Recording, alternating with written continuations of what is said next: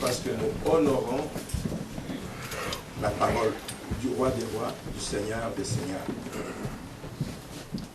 Le texte qui va nous conduire ce matin est tiré de l'évangile selon Luc. On va lire le chapitre 19. Luc 19.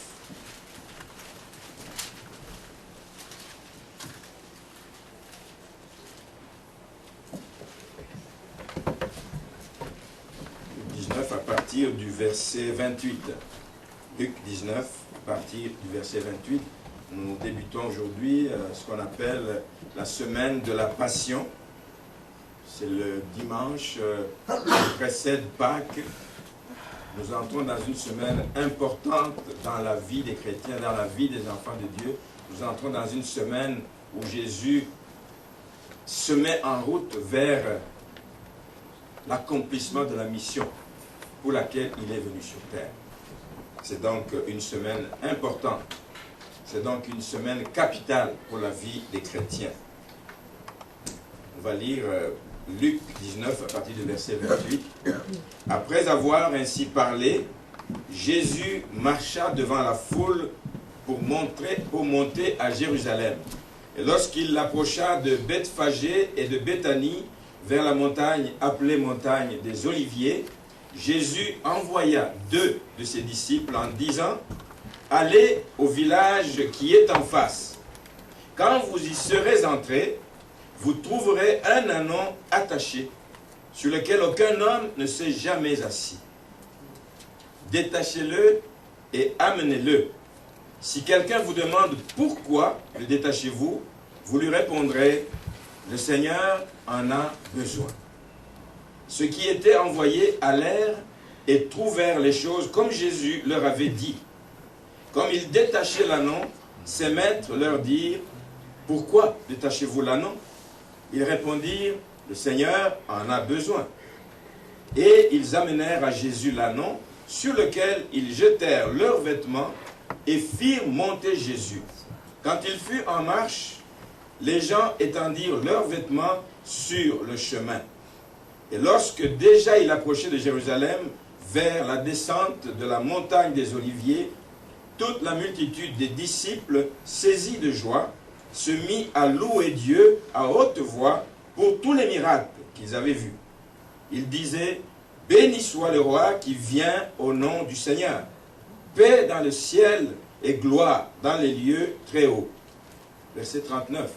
Quelques pharisiens du milieu de la foule dirent à Jésus, « Maître, reprends tes disciples. » Et il répondit, « Je vous le dis, s'ils se taisent, les pierres crieront. » Et comme il approchait de la ville, Jésus, en la voyant, pleura sur elle et dit, « Si toi aussi, au moins en ce jour qui t'est donné, tu connaissais les choses qui appartiennent à ta paix.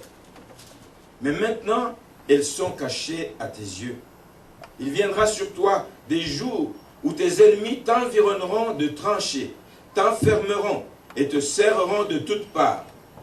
Ils te détruiront, toi et tes enfants au milieu de toi, et ils ne laisseront pas en toi pierre sur pierre, parce que tu n'as pas connu le temps où tu as été visité. » Amen. Seigneur, merci de nous ouvrir les yeux, que nous ne soyons pas comme ce peuple qui avait les yeux fermés, qui est passé à côté d'une opportunité que tu avais offerte d'être visité par le roi de gloire. Celui qui vient pour apporter la paix, la joie, le bonheur et toutes les bonnes choses qui peuvent venir du trône de Dieu.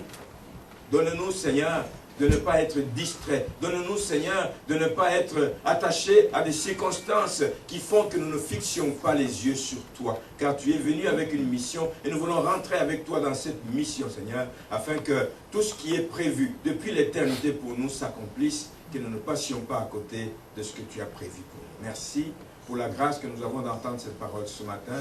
Laisse que, Seigneur, nos cœurs reçoivent cette parole. Que cette parole travaille en nous pour nous rapprocher de toi, pour nous amener à faire ta volonté et rien que ta volonté. Au nom de Jésus. Amen. Alors comme Je le disais, nous sommes en présence de... C'est un événement vraiment important dans la vie chrétienne, dans la vie des enfants de Dieu. Vous savez que beaucoup de choses qui sont relatées dans les 4 évangiles ne le sont pas toutes de la même façon. Mais il y a des événements particuliers qui sont repris de façon identique, ou quasiment identique, mais qui sont repris par les 4 évangélistes, parce que ça a été un moment marquant, ça a été un événement important dans la vie. Ça a été donc pour signaler cette entrée triomphale. On l'appelle triomphale à cause de l'accueil que Jésus a reçu. On l'appelle triomphale à cause des nombreuses foules qui étaient là, qui scandaient ce slogan « Hosanna à celui qui vient au nom du Seigneur ». C'était une entrée triomphale parce qu'il y avait des foules importantes qui étaient venues, c'était à l'époque de Pâques. Alors les gens venaient de partout à l'époque pour célébrer Pâques. Donc c'était un moment de rassemblement important, des gens venant de partout, de partout. Des juifs, des non-juifs, etc. venaient pour célébrer Pâques et ils venaient le faire avec des rameaux. C'est pour ça que l'Église catholique l'appelle le dimanche des rameaux. En réalité, si vous regardez dans l'histoire la signification de ces rameaux, les rameaux c'était juste un symbole, quelque chose qui signifiait, qui représentait le nationalisme juif. Ça représentait le nationalisme juif. Donc quand ils sont venus avec des flambeaux, eux croyaient que Jésus venait pour les délivrer de l'emprise des Romains. Voilà ce qui les a animés, ils sont venus en masse. Dans la foule, il y avait toutes sortes de gens. Il y avait, c'est sûr, des gens qui venaient aussi parce qu'ils avaient entendu parler des miracles, de nombreux miracles que Jésus avait fait. Il venait de ressusciter Lazare. C'est un événement important. Quelqu'un qui était mort depuis 4 jours, qu'on a ressuscité. Tout le monde est curieux de voir c'est qui la personne qui a ressuscité Lazare. Ils ont vu des gens, il a guéri des tas de gens, il a pardonné à beaucoup de personnes. Donc, il était l'objet de la curiosité des gens. Donc, tous ne venaient pas pour célébrer le roi de gloire, mais ils venaient beaucoup plus par curiosité dans la plupart des cas. Plus tard, on va comprendre c'est quoi la motivation donc, qui poussait les gens à venir avec tous ces rameaux. Mais ce que je veux dire ce matin, Jésus, quand il est venu pour faire son entrée à Jérusalem, il savait la mission qu'il était venu accomplir. Jésus savait qu'il venait pour mourir. Jésus savait qu'il allait passer des temps difficiles. Jésus savait qu'il venait pour libérer des gens, mais non pas de l'emprise des Romains, mais libérer de l'emprise de l'ennemi, du péché, de l'ignorance. Jésus savait qu'il venait pour accomplir une mission difficile, mais Jésus n'a pas reculé. Mais nous, chrétiens, plus d'une fois, le Seigneur nous demande des choses, nous reculons parce que nous trouvons que c'est difficile. Puissions-nous suivre l'exemple de Jésus. Quand Dieu t'appelle à quelque chose, même si ça paraît difficile, sache qu'il a déjà pourvu à tout pour que tu puisses passer au travers de cette situation. Si nous voulons être en bénédiction aux autres, si nous voulons être en bénédiction à nos familles, si nous voulons être en bénédiction à la province du Québec, si nous voulons être en bénédiction au monde entier, nous devons marcher dans les voies du Seigneur. Et si nous voulons avoir de l'impact, nous devons le faire absolument. Mais ça prend une décision. Ça prend une volonté ferme. C'est un acte volontaire. Ça prend une résolution. C'est un choix libre qu'on ne peut imposer à personne. On ne peut pas dire à quelqu'un, va là-bas, tu vas aller mourir. Il n'ira pas, s'il sait qu'il va aller mourir. Mais quelqu'un qui accepte d'aller mourir, parce qu'il a fait un choix libre, en général, ça a un impact. Il y a une histoire, je vais la raconter vite, je l'ai déjà racontée ici, d'un homme qui, comme les anciens pères trappistes ou des moines qui voulaient s'isoler, il dit, mais je vais avoir un impact, je vais me retirer de la société pour vivre un temps seul, pour chercher la face de Dieu et puis avoir de l'impact autour de moi. Mais il a réfléchi, il dit, mais ce que les gens ont besoin d'avoir, ce en quoi je peux aider les gens, c'est d'être proche d'eux, c'est de les encadrer, c'est de les écouter, c'est de leur apporter de l'aide quand ils ont besoin d'aide. Donc la solution en fait, ce n'est pas de sortir et d'aller m'enfermer dans le désert. La solution, c'est de demeurer à côté d'eux, d'être proche, de les tenir quand ils sont faibles, de les relever quand ils sont tombés. Et l'homme a dit, non, je ne resterai pas. Mais je vais trouver, en étant dans la ville de Rome, je vais trouver un autre moyen d'avoir de l'impact sur ma société. Et donc, il y avait une pratique à l'époque, quand les généraux revenaient de la guerre, quand ils revenaient des combats, ils revenaient sur des chars, et il devait y avoir ce jour-là des prisonniers qui devaient fait des combats contre des gladiateurs. C'était vraiment des sacrifices humains que l'on faisait. Et cet homme a dit, bon, moi pour arrêter cette affaire, je vais descendre sur l'arène. Je vais descendre dans le Colisée. Je vais aller voir ce qui se passe. Et je vais montrer que ça n'est pas bon ce que les gens font. Il est descendu sans armure, sans rien. Et évidemment, arrivé sur l'arène, évidemment, on l'a descendu, on l'a tué au vu des gens de sa ville qui le connaissaient. Vous imaginez l'émoi qu'il y a eu dans la ville. Vous imaginez l'émoi et toute les gens étaient déconcertés devant cet événement. La personne venait d'être tuée. Et savez-vous quoi? À cause du fait qu'il est allé dans l'arène, le fait qu'il a perdu sa vie a eu un tel impact que l'on a décidé d'arrêter ce genre de massacre humain. La ville a décidé de ne plus faire ce combat de gladiateurs, c'était fini. Chaque fois que tu cèdes une partie de toi, chaque fois que tu acceptes de mourir à quelque chose, bien aimé, ça va produire un impact autour de toi. Amen. Jésus a accepté de mourir, ça a produit un impact qui se fait sentir encore aujourd'hui dans nos vies. Puissions-nous être comme Jésus, accepter de mourir à quelque chose, accepter de perdre quelque chose pour que la gloire de Dieu se manifeste, pour que la gloire de Dieu puisse avoir un effet dans la vie des gens. Amen. C'est ce que vraiment Jésus a fait quand il a décidé d'aller à Jérusalem. Il savait qu'il allait vers la mort. Il n'a pas reculé, il est allé jusqu'au but qu'il a amené. L'entrée à Jérusalem, c'est donc une première étape de la route qui va le conduire jusque dans le jardin de Gethsemane et jusqu'à Golgotha, à la croix, jusqu'à la croix du Calvaire. Amen. Et ce matin, nous voulons nous poser, en sachant ce que Jésus a décidé de faire, nous voulons nous poser 3 questions. Pour dire, Jésus dit, celui qui me suit, celui qui veut venir après moi, qu'il porte sa croix, qu'il me suit. La première question que nous allons nous poser ce matin, sur quel chemin Jésus a marché? Est-ce que c'est un chemin facile? Est-ce que c'est un chemin qui peut nous aider, nous aussi, réellement à faire sa volonté? Nous allons nous poser cette question. Sur quel chemin Jésus a marché? S'il a marché sur ce chemin pour accomplir la mission que son Père lui a confiée, pourquoi, dans le texte, nous avons lu, au verset 41, comme il approchait de la ville, Jésus, en la voyant, pleura sur elle. Pourquoi Jésus a versé les larmes? Il allait faire sa mission. Pourquoi Jésus a versé les larmes? Ça va être la deuxième question que nous allons nous poser. Et la troisième question que nous voulons nous poser ce matin, c'est, nous voyons les foules qui sont en liesse avec des rameaux, etc. Ça se passe dimanche, comme aujourd'hui. Et moins d'une semaine après, la même foule qui était en liesse, qui chantait Hosanna au fils de David, la même foule a changé son cri et le cri est devenu crucifiez-le. Crucifié. Nous allons nous poser ces 3 questions ce matin. Sur quelle route Jésus a marché? D'abord, la première sur laquelle Jésus a marché, c'est la route de l'humilité. C'est la route de l'humilité. La Bible nous dit qu'il est venu sur un ânon. Un ânon, lui qui était roi, lui qui était le Messie, tant attendu, il vient sur un ânon comme s'il ne pouvait pas venir avec des chars, avec une armée qui l'entoure. Il vient sur un ânon et un ânon emprunté, bien aimé. Emprunté. Lui qui dit qu'il est créateur de toutes choses. Lui qui dit qu'il n'a besoin qu'on ne lui donne rien. Il veut nous donner l'exemple que même lui, il a des besoins et quand il a des besoins, il va les demander. Amen. Première route sur laquelle Jésus a marché, c'est la route de l'humilité. La route de l'humilité.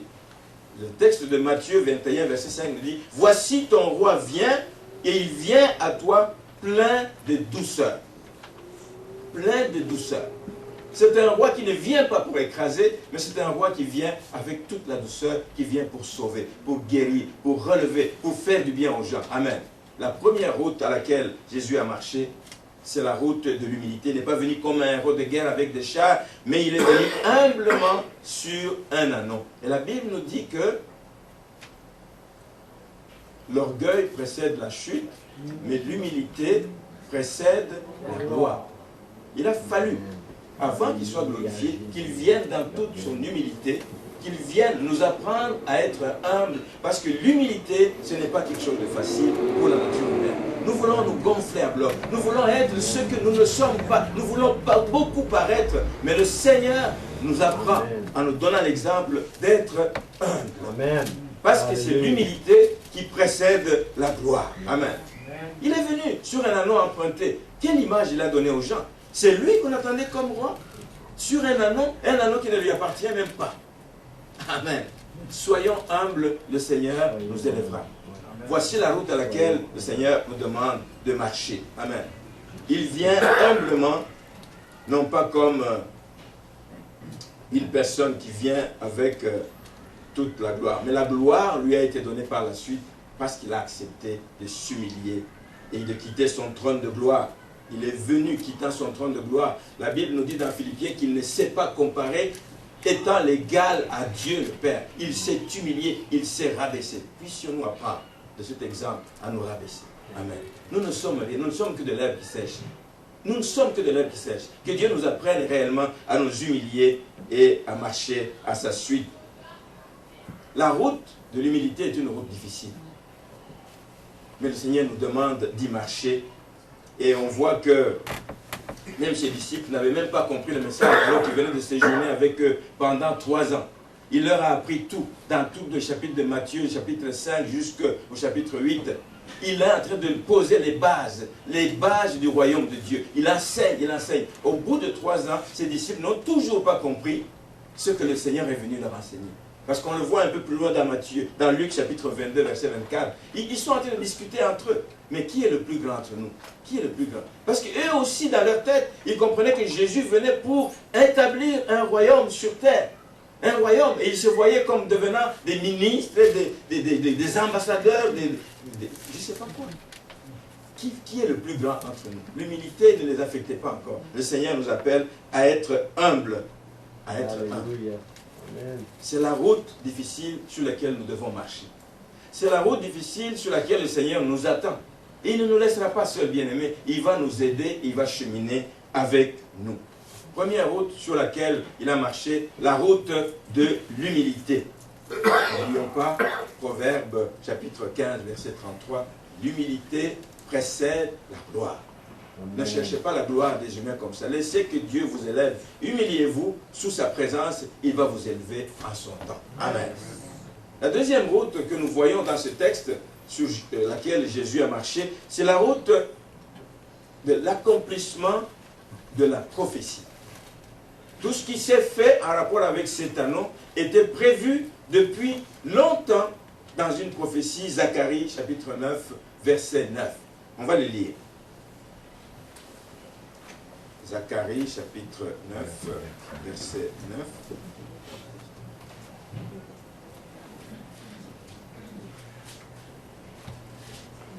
La Bible dit ceci: sois transportée d'allégresse, fille de Sion.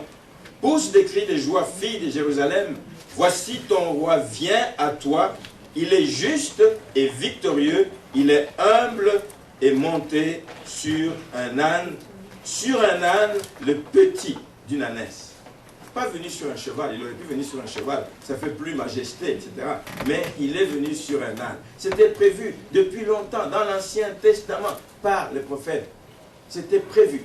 Et Dieu a voulu que son Fils Jésus-Christ marche dans la voie de l'accomplissement des prophéties. Ce qui était prévu devait arriver. Son entrée à Jérusalem sur un anneau et l'accomplissement de cette prophétie qui confirme, 1, on le voit qu'il est roi, ton roi vient à toi. 2, l'accomplissement du fait qu'il est juste. 3, l'accomplissement du fait qu'il est humble. 4, l'accomplissement du fait qu'il va monter sur un anneau. Et 5, l'accomplissement de ce qu'il vient dans l'humilité, mais pour remporter la gloire. C'est pour ça que moi je dis toujours, c'est une entrée triomphale. Elle n'était pas si triomphale que ça, parce qu'on ne peut pas triompher avant d'avoir gagné le combat. Il n'avait pas encore gagné le combat, mais il rentrait dans le triomphe. C'était un triomphe passager. Mais le vrai triomphe est donné à lui depuis l'éternité, parce qu'il a été souverainement élevé quand il a accompli la mission pour laquelle il est venu mourir à la croix de Golgotha. Et nous lui accorderons ce triomphe, savez-vous? Dans l'Apocalypse, ça nous le dit, que quand il reviendra, il reviendra sur un cheval. Non pas sur un anon, il reviendra sur un cheval. Amen. Et nous, ce n'est pas des rameaux qu'on va saluer avec des rameaux, mais nous allons le saluer en jetant nos couronnes à ses pieds. Amen. Amen. Il fera encore une entrée, mais une entrée glorieuse, une entrée majestueuse, une entrée vraiment comme le roi des rois, le Seigneur des seigneurs. Amen. Il l'aura prouvé d'ailleurs à la face du monde parce qu'il a vaincu l'ennemi, il en a fait son marchepied. Amen. Ce texte de Zacharie nous donne les vraies caractéristiques du Messie qui était attendu. Un homme humble, mais un homme qui vient pour remporter la victoire. Un homme juste, un homme qui vient pour apporter la délivrance à ceux qui souffrent. Vous savez, je pense aussi que dans cette route d'accomplissement de la prophétie, Jésus n'a pas envoyé ses 2 disciples au hasard. Il leur a pas dit, ben écoutez, allez quelque part, en tout cas, circulez dans le quartier, essayez de trouver un anon. Tout était prévu. Il les a envoyés en vertu de la prophétie qui était annoncée. Qu'il y aurait un anon qui est là et qui attend. C'est un anon sur lequel personne n'est monté. Et le Seigneur les a envoyés à la bonne place. Jésus leur a dit, allez dans le village en face. Vous allez trouver un anon qui attend. Parce que la prophétie l'a dit, l'anon attend. La route de l'accomplissement des prophéties. Quand vous avez une prophétie dans votre vie, quand le plan de Dieu vous a été révélé dans votre vie, marchez dans ce plan. C'est là que vous allez recevoir la gloire. Vous allez voir la gloire de Dieu. Marchez dans ce plan. Marchez même en attendant que la prophétie s'accomplisse. Ne brûlez pas les étapes. Ne cherchez pas à trouver des palliatifs pour que ça aille plus vite. Attendez le temps de Dieu. Attendez le temps de Dieu. Jésus nous montre qu'il a marché, non seulement sur la route de l'humilité, mais il a marché sur la route du respect de l'accomplissement des prophéties qui avaient été dites. Amen. Il aurait pu écouter les gens pour dire, mais non, non, pas sur un anon. Nous avons un cheval, nous avons quelque chose de plus imposant. Tu es notre roi, nous avons prévu quelque chose, un char. Non. Le Seigneur a voulu que s'accomplisse la prophétie. Puissions-nous, nous aussi, si nous voulons avoir du succès dans nos entreprises, dans notre mission, de marcher constamment dans le plan de Dieu, car Dieu veille sur son plan, il veille à ce qu'il s'accomplisse. Il veille sur ses promesses, il veille sur les prophéties, quand elles sont de Dieu, il veille à ce que ces choses s'accomplissent. Apprenons à marcher comme Jésus dans les voies de Dieu. Même si la prophétie tarde, dit Habakkuk 2:2, grave-la. Grave-la, pour que tu la vois constamment sous ton regard, que tu la vois constamment et que tu te souviennes, Dieu m'a promis, Dieu a dit, et ça va arriver, et ça va arriver. Ça va t'aider à demeurer dans les voies de Dieu. Ça va t'aider à demeurer sur le chemin étroit, bien-aimé. Le monde nous ouvre grandes les portes, le monde nous ouvre des chemins très larges. Nous pouvons y marcher à toute liberté, mais nous sommes la proie de l'ennemi à ce moment-là. Nous sommes la proie de l'ennemi. Mais le Seigneur nous apprend à marcher sur un chemin étroit. Étroit, c'est difficile, mais c'est possible. Parce qu'il nous garde, il nous protège, il va nous guider. Il faut être à son écoute et nous allons voir la gloire de Dieu. Amen. Il n'a pas marché seulement sur la route de l'humilité, il n'a pas marché seulement sur la route de l'accomplissement de la prophétie, mais il a marché sur une autre route que nous n'aimons pas beaucoup, la route de soumission. Jésus savait qu'il venait souffrir, je l'ai dit au début. Jésus savait. Il n'y avait pas de surprise pour lui. Il le savait. Il le savait. Mais il a fallu qu'il accepte de se soumettre à la volonté de son Père. Amen. Ceux qui viennent aux réunions de mercredi, il y a 2 mercredis, nous avons partagé, on se posait la question de savoir qui est responsable de la mort de Jésus. Il y a eu toutes sortes de réponses. C'est Judas, c'est nous les pécheurs, c'est... Mais la vraie réponse, c'est que le vrai responsable de la mort de Jésus, c'est Dieu, son Père.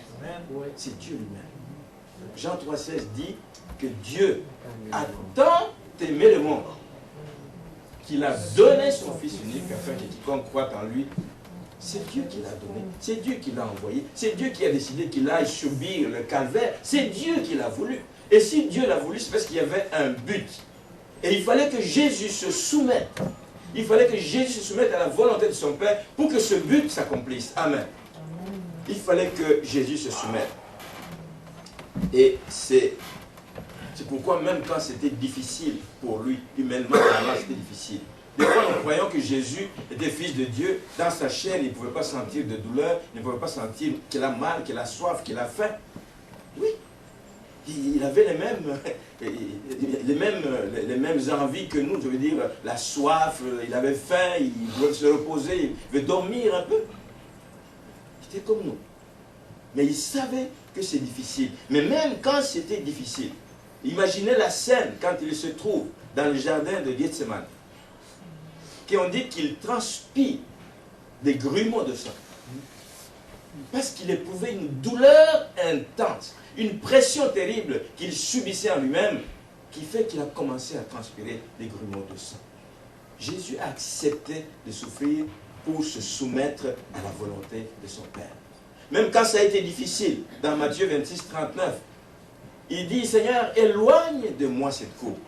Mais non pas que ce soit ma volonté qui soit faite, mais que ta volonté soit faite. Bien-aimé, laissez que la volonté de Dieu soit faite, même si ça vous fait mal. Laissez que la volonté de Dieu soit faite, même si vous en souffrez. Laissez que la volonté de Dieu soit faite, même si ça vous remet en question. Laissez que la volonté de Dieu soit faite. Non pas ma volonté, mais que ta volonté soit faite. Et les disciples, on le voit, quand il les a envoyés, ils ont mis en pratique ils ont accepté de marcher sur la route de soumission. Quand Jésus les envoie chercher un anon. Mais eux, ils disent, oui, c'est où que nous allons? Il dit, allez au village en face. Mais ils se disent, oui, mais quand nous allons arriver là-bas, mais le propriétaire, qu'est-ce qu'il va nous dire? Mais si vous dites quoi? Dites. Mais intérieurement, il dit quelque chose qui se passait à eux pour dire, mais on va nous prendre pour des voleurs. Et ici, ça n'a pas de sens ce qu'ils nous demandent. Mais ils n'ont pas résisté, ils ont dit, c'est le Seigneur qui a parlé, je me soumets à sa volonté. Ils sont partis. Et le fait de se soumettre à la volonté de Dieu ouvre les portes. Le fait de se soumettre à la volonté de Dieu permet que nous puissions rencontrer ce que le Seigneur attend de nous. Il attend de nous la soumission, bien-aimée. La soumission à sa parole. Je dis toujours, il y a une dame qui a fait un passage dans cette église il y a quelques années, 2, 3 ans, 4 ans je crois, qui a décidé de quitter parce qu'il dit qu'on prêche beaucoup sur l'obéissance et donc la soumission. Il y a beaucoup de misère avec ça. Mais Dieu attend de nous rien d'autre, rien de moins que la soumission à sa parole, la soumission à sa volonté, la soumission à ses commandements, la soumission non seulement à ses commandements, même aux commandements des chefs qui nous dirigent ici-bas. Un chrétien, c'est celui qui est exemplaire. Un chrétien, c'est celui qui se soumet aux lois. Un chrétien, c'est celui qui se soumet aux autorités. Un enfant chrétien, c'est celui qui se soumet à ses parents. Apprenons à marcher dans le chemin de la soumission, sur la route de la soumission, à l'exemple de Jésus. Que le Seigneur réellement nous y aide, parce que c'est la voie du succès, c'est la voie du bonheur parfait d'un enfant de Dieu. Amen. Jésus a marché sur la route de l'humilité, sur la route de l'accomplissement de la prophétie. Il a marché sur la route de la soumission.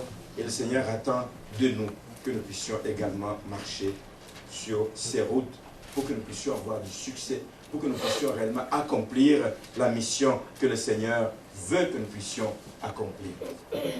Sur quelle route Jésus a marché, nous venons de le voir. C'était la première question à laquelle nous devions répondre. La deuxième question sur laquelle nous allons parler, c'est la question qui dit pourquoi Jésus a pleuré sur la ville. Ce n'est pas souvent que la Bible nous parle que Jésus a pleuré. Moi, j'ai relevé 2 fois. Il a pleuré quand Lazare était mort pour manifester sa souffrance et sa compassion envers cette famille. Quand il a vu ses sœurs pleurer, il a pleuré. La deuxième fois qu'il a pleuré ici, c'est quand il entre dans Jérusalem. La Bible dit, comme il approchait de la ville, et laissez-moi vous dire que si vous allez chercher dans les 4 évangiles, Luc est le seul qui fait mention de ça. Que comme il approchait de la ville, Jésus, en la voyant, en voyant la ville, en voyant toute cette liesse, en voyant toute la foule qui scandait toutes sortes de slogans, Jésus a pleuré sur la ville. Pourquoi Jésus a pleuré? Alors que tout autour de lui, c'était la joie, c'était l'euphorie, les gens sautaient, dansaient, mettaient des habits par terre pour qu'il marche dessus. Il s'est arrêté. Il y avait comme une foule qui le suivait derrière. À un moment donné, quand il a vu la scène de la ville une révélation sur la ville, il s'est arrêté. Imaginez tout le monde derrière qui suivait, hey, qu'est-ce qui se passe? Ça n'avance plus, ça n'avance plus. Il s'est arrêté et Jésus se mit à pleurer. Malgré tous les cris de triomphe qu'il y avait, Hosanna au fils de David, Jésus s'est mis à pleurer. Vous allez peut-être croire que Jésus a pleuré parce qu'il se disait, waouh, ça y est, j'entre dans la ville et ma souffrance va commencer. Non, Jésus n'a pas pleuré à cause de sa mort prochaine. Jésus n'a pas pleuré pour ça. Jésus n'a pas pleuré à l'idée comment il va être torturé. Jésus n'a pas pleuré pour ça. Mais Jésus a pleuré parce qu'il a vu que les gens n'avaient rien compris à sa mission. Aujourd'hui encore, dans l'église du Seigneur, beaucoup de gens n'ont pas compris la mission pour laquelle Jésus est venu. Beaucoup de gens n'ont pas compris la mission à laquelle il nous appelle. Nous sommes les continuateurs de son œuvre. Est-ce que nous savons ce qu'il attend de nous réellement? Nous pouvons vivre dans une église 40 ans, 50 ans, 60 ans, mais passer à côté du but pour lequel le Seigneur nous a appelés. La ville de Jérusalem n'avait pas compris, n'avait rien compris à la mission de Jésus-Christ. Ils n'avaient rien compris. Ils ne voyaient que leur délivrance par rapport à l'emprise romaine. Ils disent, qui va nous libérer de ces Romains? Qui va nous libérer de cette emprise romaine? Qui va nous libérer? C'est lui qu'il croyait qu'il vient pour implanter un royaume juif qui va déplacer. Il venait avec puissance, avec autorité, un homme qui faisait des miracles. Ça leur a donné confiance. Ils disent, waouh, on n'a pas vu un homme comme ça. C'est réellement lui le Messie. Mais le Messie qui vient pour chasser les Romains, pour qu'eux aient la liberté. Ils n'avaient rien compris. Jésus-Christ n'était pas venu pour cela. Et ça explique le pourquoi de l'accueil triomphal qu'ils ont réservé à Jésus. C'était un accueil superficiel. C'était superficiel. Et vous allez le voir parce que quelques jours après, tout ça ils ont oublié quand ils ont vraiment découvert que ce roi qu'ils attendaient, il se fait maltraiter, on l'amène dans des cours et des tribunaux, on le flagelle, on dit n'importe quoi, on crache sur lui, et dit waouh, c'est pas lui, c'est vraiment pas lui qu'on attendait. Donc c'était un accueil triomphal, mais quelque chose de superficiel, parce qu'ils ont découvert tout d'un coup que ce n'était pas lui. Il a vu que l'accueil triomphal était superficiel, et donc c'était quelque chose qui allait être comme de courte durée. Jésus a pleuré parce qu'il a compris que les Juifs voulaient la paix, certainement. La paix par rapport aux Romains, mais la paix à travers la confrontation, à travers la guerre, à travers les armes. C'est ce que Jésus a vu. Et ces gens se disaient, mais lui va nous délivrer. Il va user de sa force, de sa capacité de sévir pour nous libérer de l'emprise de l'ennemi. Il a pleuré, il dit, mais voici des gens qui n'ont rien compris. Pendant 3 ans, j'ai enseigné toutes sortes de préceptes, des principes du royaume, mais les gens ne l'ont pas compris. Jésus a pleuré aussi parce que Jésus a vu que ces gens avaient une attitude, mais ils ne comprenaient pas jusqu'où cette attitude allait les mener. Or, Jésus savait que toute confrontation finirait mal. Toute confrontation finirait par une révolte, et une révolte qui va être sévèrement matée par les autorités de l'époque. Jésus a pleuré et dit, mais waouh, ces gens n'ont rien compris. Jésus a pleuré parce qu'il a vu qu'ils n'ont pas compris que leur désir, leur attitude les conduirait à la dévastation. Et Jésus avait raison. Quelques années après, à peine, Jésus a vécu 33 ans, mais déjà 40 ans après Jésus-Christ, donc en l'an 70, il y a un général romain du nom de Titus qui est venu, qui a mis la ville de Jérusalem à feu et à sang. À feu et à sang. Il n'y a pas de pierre, et Jésus l'avait annoncé. Il n'y a pas de pierre. Il dit, mais ils te détruiront, toi et tes enfants, au milieu de toi, et ils ne laisseront pas en toi pierre sur pierre, parce que tu n'as pas connu le temps que tu as été visité. Et le général est venu, il a réellement détruit toute la ville. On parle de 1 million de Juifs qui auraient été tués à ce moment-là, et que le sang a coulé comme de l'eau. Amen. Alors que Dieu, quand il nous regarde ce matin, qu'il nous voit autrement. C'est ma prière pour l'Église. Si Dieu jetait un regard sur nous, comme il a jeté un regard sur la ville de Jérusalem, sur cette foule, qu'est-ce qu'il voit au milieu de nous? Des gens qui ont la foi, des gens qui veulent aller jusqu'au bout, des gens qui veulent marcher dans les voies du Seigneur, qui veulent emprunter la route qu'il a empruntée. Qu'est-ce que Jésus voit ce matin quand il nous regarde? Y a-t-il des choses qui peuvent le faire pleurer? Parce qu'aujourd'hui encore, il pleure sur des villes, sur des nations entières qui sont passées à côté de l'opportunité qu'il leur a donnée. Jésus a pleuré à cause de l'ignorance de ce peuple.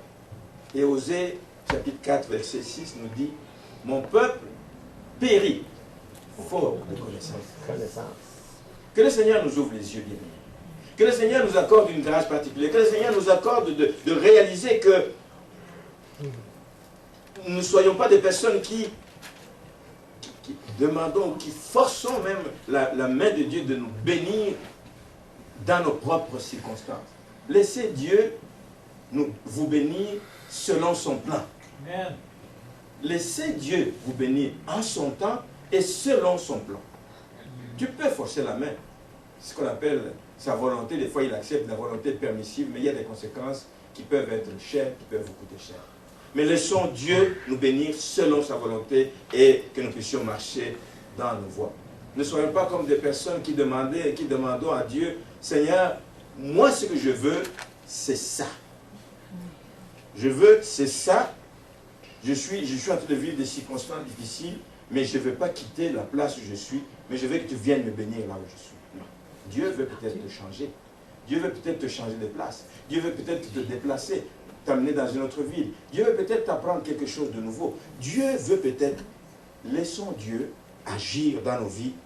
Ne demandons pas de changer nos circonstances, mais acceptons que Dieu nous change. Amen. Qu'il nous change.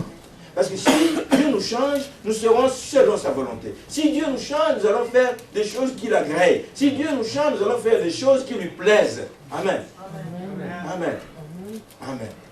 Que Dieu, quand il jette un regard sur cette église, ne pleure pas comme il a pleuré sur Jérusalem. C'est vraiment la prière du fond de mon cœur. Et nous terminons avec la troisième question que nous voulions nous poser, qui dit « Pourquoi la foule est très vite passée des cris de Hosanna vers crucifiez-le » C'est tout le contraire. Et l'homme que vous amadouez, Hosanna au fils de David, Hosanna à celui qui vient au nom du Seigneur, une semaine après, à peine, même pas, crucifiez-le, crucifiez-le, crucifiez-le. C'est pour les mêmes raisons qui ont fait pleurer Jésus. Parce que les gens n'avaient rien compris. Les gens n'avaient rien compris. Simplement, la foule a fini par comprendre que ce n'était pas le genre de Messie et de sauveur qu'ils attendaient. Eux, ils attendaient quelqu'un qui va les libérer de l'emprise des Romains. Ils attendaient quelqu'un qui va venir implanter l'empire juif. Mais je crois qu'il y avait quelque chose d'autre. Vous savez, dans les foules, il y a ce qu'on appelle un esprit grégaire. Les grégaires, c'est l'esprit comme des moutons qui suivent la tendance. La foule va là-bas sans te demander pourquoi tu suis. La foule revient en arrière, tu suis. Les enfants de Dieu ne doivent pas être animés d'un esprit grégaire. Amen. Les enfants de Dieu doivent être guidés par l'Esprit de Dieu. Amen. Il sait où nous devons aller, dans quelle direction nous devons aller. Yes. C'est ce que le Seigneur attend de nous. Amen. Dans la foule, il y avait ces gens qui étaient animés par cet esprit grégaire. C'était des gens qui n'avaient aucune position. Ils disaient, bah, écoute, on dit Hosanna. Je dis, mais pourquoi Hosanna? Qui est-il celui pour qui on dit Hosanna? Non, la foule dit Hosanna, ça doit être notre Messie.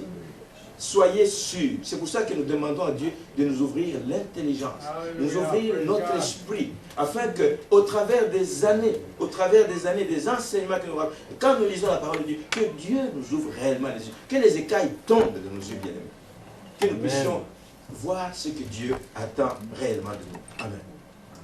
C'est sûr que dans cette foule, les choses ont changé parce qu'il y avait toutes sortes de gens, on l'a dit au début.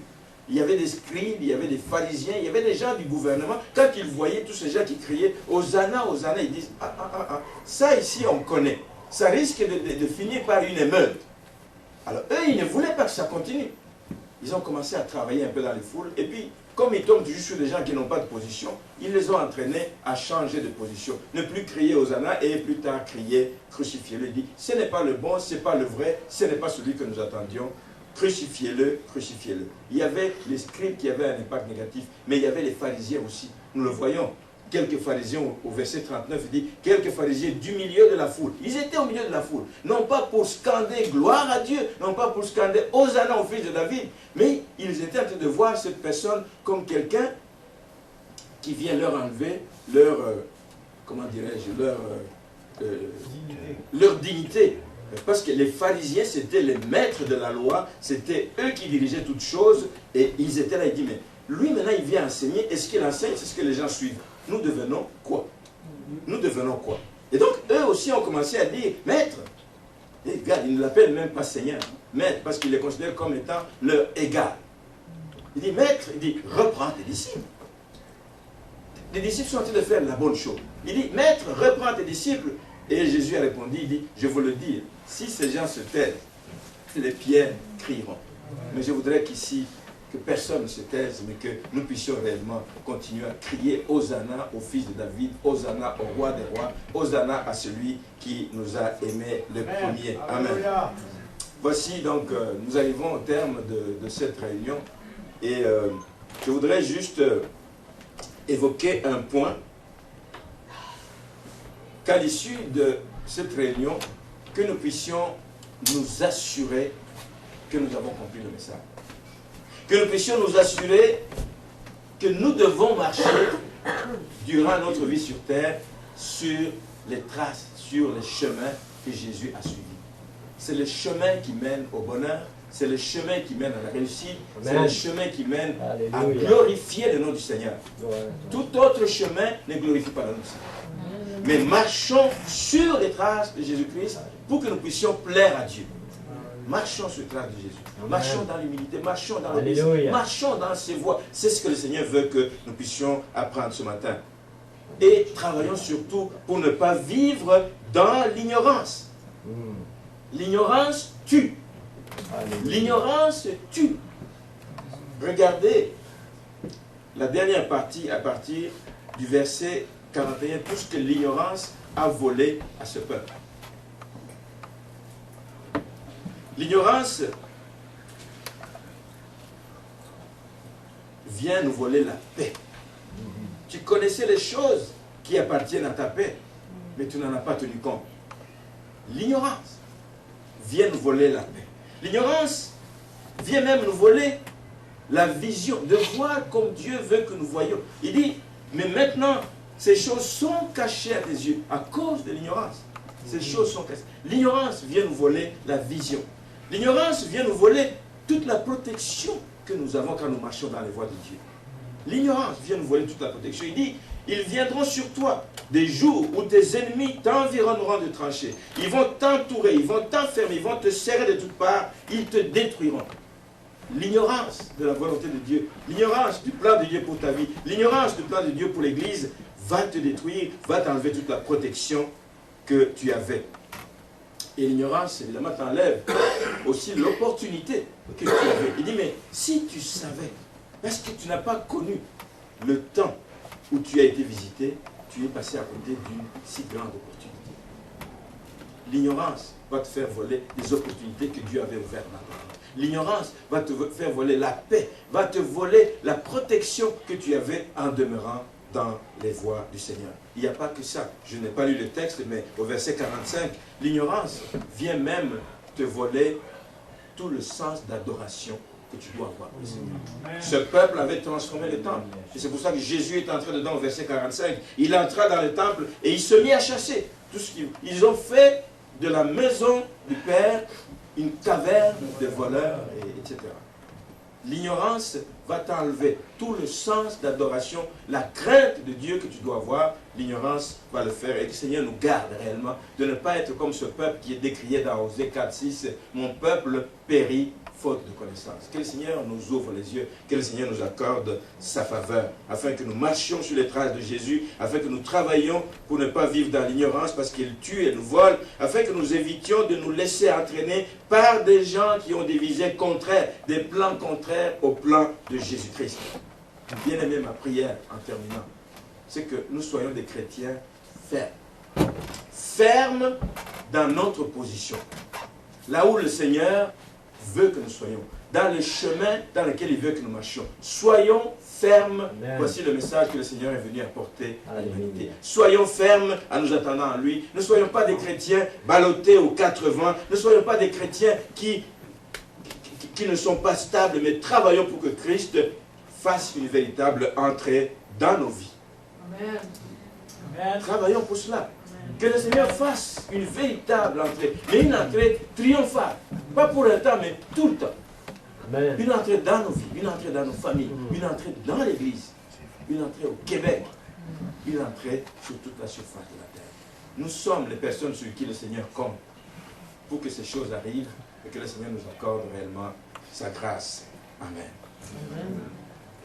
Ce matin, nous arrivons aussi à un autre moment important, c'est le premier dimanche du mois.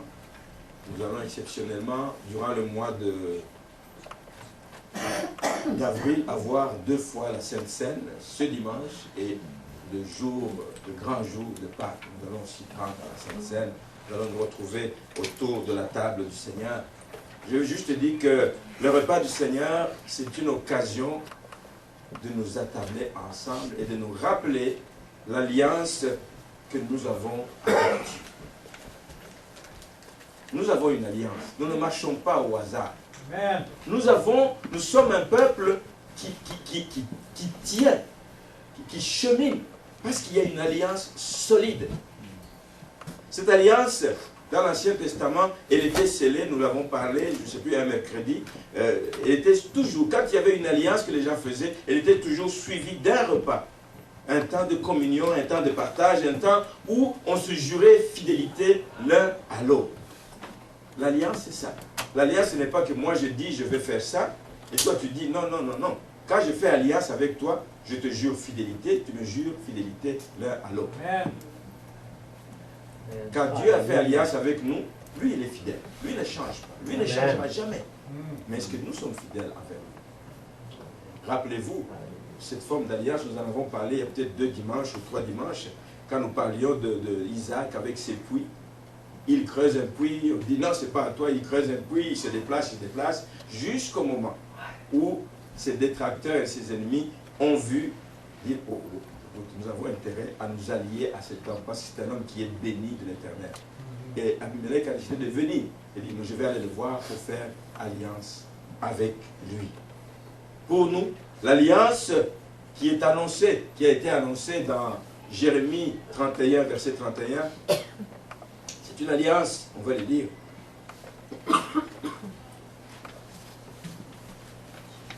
Jérémie 31, verset 31.